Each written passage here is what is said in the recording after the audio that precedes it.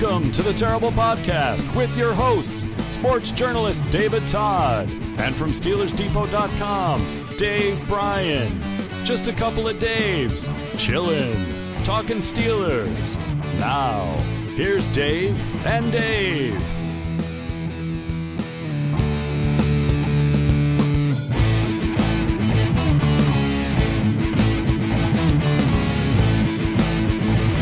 Welcome to the Terrible Podcast, another special edition of the Terrible Podcast. I'm Dave Bryan from SteelersDepot.com. It is August the 12th, 2018, 5:45 in Las Vegas. That means it's 8:45 outside of Pittsburgh, where my co-host and partner in crime, Alex Kozora, is. Alex, fresh back. That sun's hot out there, isn't it? Happy Sunday. Yeah, for the blogger like me from the basement, coming up to the outside, that sun is a little warm. I don't know if I should jinx it or not, but I mean, for the most part, I mean, the weather's, they haven't been rained, excuse me, they haven't been rained out at all. They've had a couple of instances, I think, where they've had to leave the field for a little bit, but that's about it. Yeah, it hasn't been bad. There was that one practice where it was really rain shortened, and it was supposed to be a sunny day, so I was mad about that one. But all things considered, pretty good from the weather standpoint. All right, we got a little bit of housekeeping to get to today, and we called this pretty much yesterday during the wrap-up podcast as well, too, wondering if the Steelers might have to make a move on an offensive lineman due to Kyle Meadows not working on Saturday and coming out a little bit later, and lo and behold, excuse me, got a frog in my throat this afternoon, but lo and behold, before the Sunday practice started, they announced that they had made a transaction. They waived injured tackle Kyle Meadows, and he had only been around. He was signed on, I think, the same day that Bucky Hodges was signed. So, we're only been with the team for about 10 days, I think. They waived him injured, and they signed tackle Zach Banner. Zach Banner is a big boy, 6'8", 353 pounds at the combine in 2017. This is a former fourth-round draft pick of the Indianapolis Colts, who didn't even make their team his rookie season. He was cut. He was immediately snapped off of waivers. You talk sometimes about the occasional guy that doesn't clear waivers. I think he was it. He didn't clear waivers in 2017. The Browns snatched him up, and I think he spent his entire rookie season on their roster. Now, the Browns waived him this past March. The Panthers quickly claimed him, but he didn't last there very long, because I think at the end of May he was out of Carolina. So that doesn't speak volume, for a guy like Banner. Now, if you go back and you look at his USC tape, and I don't know how much you remember about him, Alex, coming out of USC, I think he mostly played some right tackle with them. He's a big boy, 353 pounds, as I said, 6'8". Doesn't move all that well, I didn't think, overall. But, he does have the pedigree. I thought he ran a decent straight line 40-yard time at the combine. But everything else, I think, leaves a lot, to be desired there. Comes out of that stance, pops straight up, gives a big surface area for a defenseman to work with. I'll put it to you this way. Mike Munchak's going to have his hands full with this guy. Literally, because he is such a large man. He looks like McCullers. Yeah, I wonder if they're going to play him a tackle or guard. I mean, you'd think tackle, because they cut a tackle. Kyle Meadows, who I said was dead man walking yesterday and gone today. But, he didn't work in team today, obviously just getting in. Maybe he'll get a practice in Tuesday. I doubt he's in team tomorrow. We'll see what happens with him, but my expectations are very, very low for Zach Banner. Does he have to sit out? I mean, is he not allowed to be in pads for 2 days, being as how he's yet to be in a camp yet? That's a good question. It's hard to say because they weren't in pads today. You said there was a rule on that? I know. Well, I mean, look, teams have got to have their first two practice sessions in not in pads, right? When they open up training camp. No, I don't know if that's I'll have to go. It's been so long since I researched that. I thought that if maybe a new guy, if he hadn't already been part of another training camp or whatnot.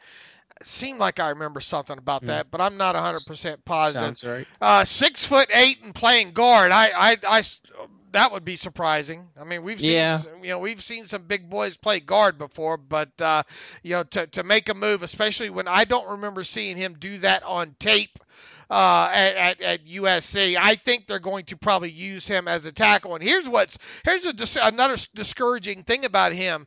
He was on the street, when the Steelers signed Meadows. So Right. I mean, they signed Meadows before they signed him. And he was sitting at home, did they? And I went back to look to see, did Carolina waive him injured or anything like that? And that wasn't the case whatsoever. So, look, you never know sometimes how these things will play out. But the fact that he'd been out of work since May, and there's a lot of injuries between there and people waived injured and a lot of people looking for offensive linemen, and to him just now get a job here as training camps wind down usually isn't a great sign. No, not at all. 31 other teams passing on him as well. Yeah, I'm not entirely sure on the rule, but either way, even if there isn't a rule that he can be in pads right away, these guys need a couple days to learn the playbook. It happens with Malik Reeves and even Kyle Meadows. So I would imagine that the stars would align by the time, if he's eligible to get in pads, he'll be ready to do some team stuff. So we'll monitor that, and I'll let you guys know. Yeah, and I went back and watched this afternoon, and I've seen this game before, UCLA versus USC 2016. That was Takaris McKinley in that game, flipping sides. So there was a couple of reps against him in that game there. Nothing really stuck out. I was trying to do that and write and all like that at the same time today, but we'll research him a little bit more, between now and the next preseason game. But don't hold your breath, I guess, is what I'm saying when it comes to him. Now, several players, as a matter of fact, sat out practice again on Sunday. T.J. Watt with a hamstring. Bud Dupree. Was Bud Dupree there? It just not working? I didn't see him, but again, he just had a child, so he's like Gilbert. He could be away for that. Yeah, he might be away from that. We'll have to see if he's back at work here, on Monday or not. Vance McDonald still sidelined with that foot. Xavier Grimble with the thumb. Sean Davis with a groin. You reported Parker Collins undisclosed, and safety Marcus Allen sat out, I believe, as well, too, undisclosed. Mike Tomlin was asked about Vance McDonald after practice, and he says nothing's changed. When it does change significantly in terms of progress toward return to play, I'll update you guys. That's code for he's not playing into preseason. I think. But he's obviously not going to practice, I don't think, anymore before training camp ends. He's not going to play against Green Bay on Thursday. Keep your fingers crossed is all I can say. B.J. Finney was back in individual drills with that quad contusion. He did not participate in the team session today, so it looks like they're slowly working him back. Mike Tomlin said he worked in the partial-like capacity, and it's good to get some of those guys back. Running back James Conner and Stephen Ridley both failed to finish practice, but Mike Tomlin he did say after practice that he wanted to look at some of the younger guys and that he really effectively pulled those two guys out of practice. Now, depending on what you read, both, had ice or some sort of ailment on top of that. So we'll just have to keep our fingers crossed and see what happens with both those guys on Monday. Am I leaving anybody out? Nope, you got them all. Talking about Stephen Ridley real quick, going back and watching some of that game the other night, he had a real nice game against the Eagles, I thought. Yeah, you could talk about that because there's a train coming. So tell me, I agree that I thought he did a nice job. Yeah, I mean, not only did he have a nice night running the football, a couple, what did he have, 2 or 3 catches out of the backfield as well. A nice little chip help on the tackle on one of those plays. I think Matthew Marksey's going to have a film room up on him and a couple other guys on Monday morning, so be on the lookout for that. But I thought overall he had a good showing, and it's no wonder wonder now at this point of training camp that Mike Tomlin probably doesn't need to see too terribly much of a guy like Ridley, and probably for that matter Fitzgerald Toussaint as well, who had I thought a decent showing against the Eagles the other night as well. Yeah, I thought they both did well, but you'd expect that. They're veterans. They're doing a different play speed than the rookies and the second-year guys. But, yeah, Ridley, I think, had 4 first downs on his, 14 touches, which is nice for him. It was a 3rd and 1 that it was a hard-earned first down. Like you mentioned, the pass protection that was on the Patterson touchdown helped keep the pocket there for Dobbs. So, yeah, good game for both those guys. But, again, to be expected when your vets going against, rookies. All right, let's go ahead, instead of starting with the offensive line, let's stay on running back right now. And I guess really my question right now at this point of training camp is, are you pounding the table for Jalen Samuels right now? I don't know if I'm pounding the table, but I'm still confident he's going to make it because he is getting so much work with the ones, and because I think they're excited about all the ways that they can use him. His pass protection has gotten better, still has its moments. I think usually when he identifies it, especially on a linebacker blitz up the middle, he's able to get square and do his job. Still some issues of being able to stay square. There was a nickel blitz from Sutton today where Samuels identified it, picked it up, and then kind of turned his inside shoulder and let Sutton through basically. So work to be done there.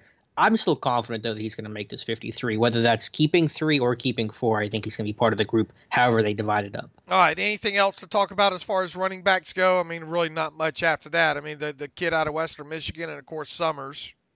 Yeah, again, in a non-tackling session. So, Tomlin's kept things pretty light. They haven't really had a tackling session since there was that rain-shortened practice where they did goal line work, and I think they didn't do it. They didn't tackle the day before. So, basically, they haven't tackled, aside from the game, in a week. So it's a pretty light session. You think they're going to get after it here these next couple of days then? I mean, they're going to have to, right? You think. And now Tuesday they probably won't because the game's on Thursday, right?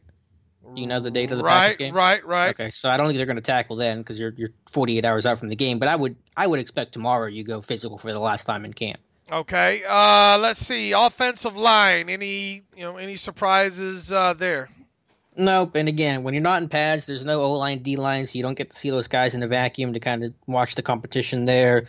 Banner didn't work in team. Larson Graham moved up to second team left guard. Filer going first team left guard because Finney did not work in team, so more reps for Graham. Patrick Morris has definitely moved ahead of Parker Collins even before Collins' injury today. He's been running center and getting a lot of work with the first team with Pouncey out yesterday, and Pouncey was held out of the last team session today. So a lot of reps there for Patrick Morris. And we thought coming out of college, him being a higher profile, undrafted free agent, that, of course, it was a little bit discouraging there the first week or so that he wasn't moving up, but now he's moving up, and that's a good sign. I'll have to go back. I haven't zeroed in on him specifically. How many snaps? Do you remember how many snaps he played the other night? Probably the whole second half. So okay, yeah, probably second half. All right, I had to go back and watch that. Zero in on that a little bit more. Okay, wide receivers. Boy, Ben. We talked, Alex, I don't know, a 3 shows ago, or since training camp opened, definitely wondering, is this the best set of young wide receivers that we've seen in Steelers training camp in a while? And we did caution that, I know, at the beginning of training camp, saying, well, it does seem like we do say that every year, but really, honestly, this very well might be the best group that we've seen in 3, 4, 5 years. And of course, Ben was asked that after practice today, and he's old. He doesn't have a great memory when it comes to who all's come through here, but overall, he sounds very very happy with the way this group has practiced so far during training camp. And you got to remember, this is Ben Roethlisberger that didn't get much time during the OTAs by his own choosing. So training camp has really been the only time he's gotten really a chance to work with a lot of these guys. But overall, he seems happy with this group. And I can understand that. I mean, on paper for a training camp setting, not talking 53. I mean, you could, this team's like, what would it be, 7 guys deep if you add in Marcus Tucker and Damon Patterson and Justin Hunter, James Washington, all guys that are capable of making some eye-catching type of plays. Now, I think beyond that, it gets a little dicey. That's going to be common for any camp. But I'll tip my hat to Trey Griffey. I was a little critical of yesterday, someone asking me, is Griffey running with the ones? And I said no, and he probably doesn't deserve to. And I was wrong in about 24 hours because he's getting work with the ones today. Now Tomlin will flip guys around, put guys in different situations. He talked about that. We'll talk about that when it comes to the defensive line. But, for Griffey to catch and passes from Big Ben and do fairly well, that's good for him. Do we honestly think, though, he's going to be any more than a second half guy in this second preseason game? Talking about Griffey. Right, I think he'll be a second half guy. But if they want to at least get a longer look at him, that means he's doing something right. You'd have to think. Well, I think you got to give guys as best you can chances in certain situations. But Tevin Jones isn't running with the ones. Justin Thomas isn't running with the ones. Well, I mean, look, he might. I'm hearing a little bit of echo there, but he might become a who's the strongest candidate, not named Damon Patterson for a practice squad spot. That's a good question. Do they want to keep a true return guy there? I don't think Henderson and Thomas really have impressed. They're going to have that opportunity. I thought it'd be Tevin Jones. Now I'm leaning more Trey Griffey. So I guess consider me undecided, but now I'm thinking Trey Griffey. All right, so we have obviously a couple more preseason games to go to kind of figure this out here. Okay, we talked about running back, tight ends. There's still probably not a lot to talk about there. I thought Farrah McKeever had a really good day as a receiver, down the seam, even in one-on-ones, but also in team, making tough catches over the middle. I think he had 2 of them today, working on Sensabaugh. Don't forget about Farrah McKeever. As tough as he is as a blocker, he's in the same boat as Bucky Hodges and Christian Scotland Williamson, so there's no blocking type that could kind of, steal the spotlight there. I think McKeever things might be slowing down for him a little bit. He's getting to play to his athleticism. With Grimble currently banged up and McDonald obviously nowhere in sight for the time being, I mean, we are dangerously close to a roster move, are we not? Well, they've been rolling. Yeah, I mean they've been rolling with these tight ends today, and they didn't make a move. I guess if someone else got hurt, you'd have to. But you have 4, and I guess you can manage with 4. All right. Other side of the football, or quarterbacks.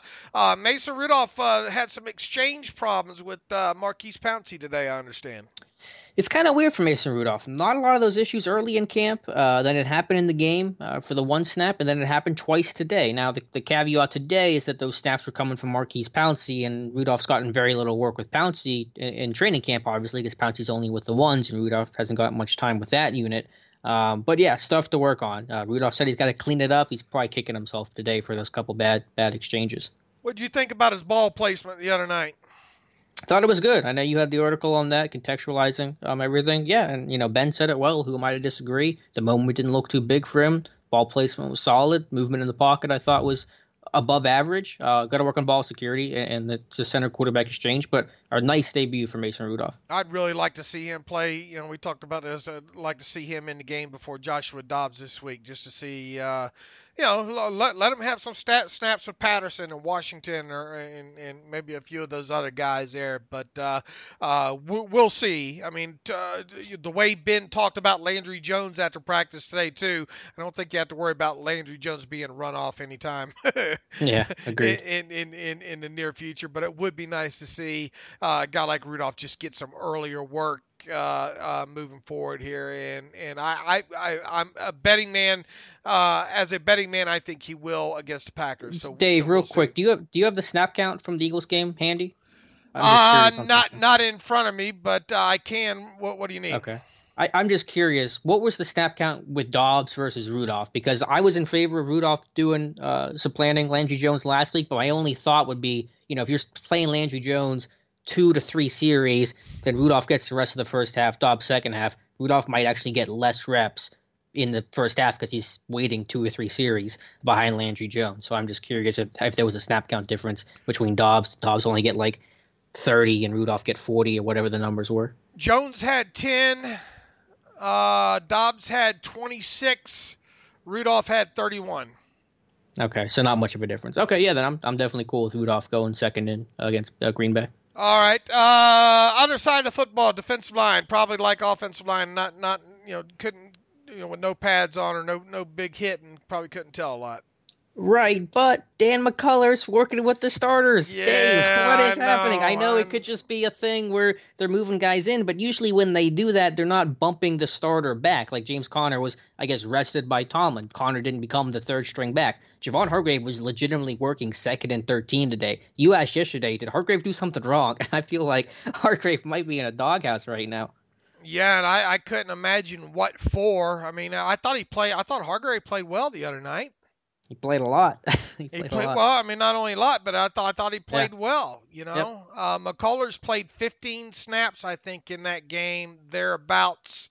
Hooks played 24.